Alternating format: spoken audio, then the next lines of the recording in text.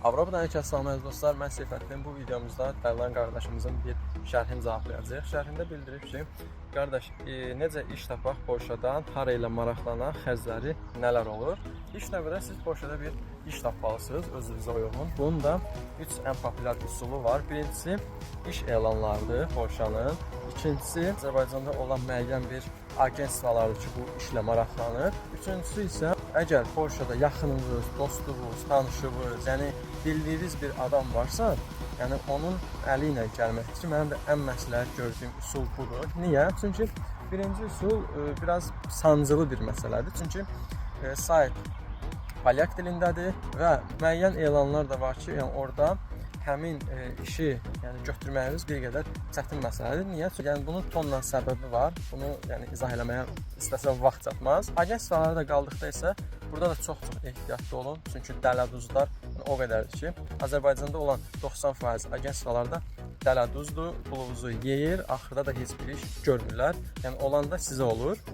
Ən məsləhət gördüyüm, şiddətlə tövsiyə elədiyim üçüncü üsuldur. İş tapdıqdan sonra orada sizə ya iş dəvəti göndərirlər, ya da ki, iş icazəsi. Post vasitəsilə gəlir çatır Azərposta. Ondan sonra siz o iş dəvətini götürürsünüz və yollanırsınız Azərbaycanda olan Polşa səfirliyinə və yaxud da viza dairəsinə. Ya Allah, sənədlərinizi yığdınız. İndi müəyyən orada da normal olaraq sənədlərdir, şəxsiyyət vəsiqəsi, xarici pasport, nə bilim, tip arayış, sığorta, ora bura. Vizanı da aldıqdan sonra sizə verirlər bir dənə dev kateqoriya viza, işçi vizası. Gəlirsiniz Polşaya. Yəni mənim təxmini xərcim burada çıxmışdı 3000.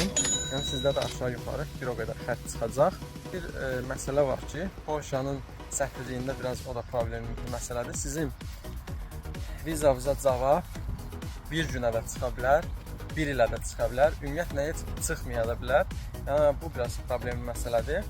Yəni lap sizə ən məsləhət görərəm ki, bu məsələlərdə biraz diqqətli olasınız. Çünki siz burada pul verirsiniz və pulunuzun batmamağı üçün tanıdığınız adamlarla işləsəz, yəni güvəndiyiniz adamlarla işləsəz daha məqsədə uyğundur.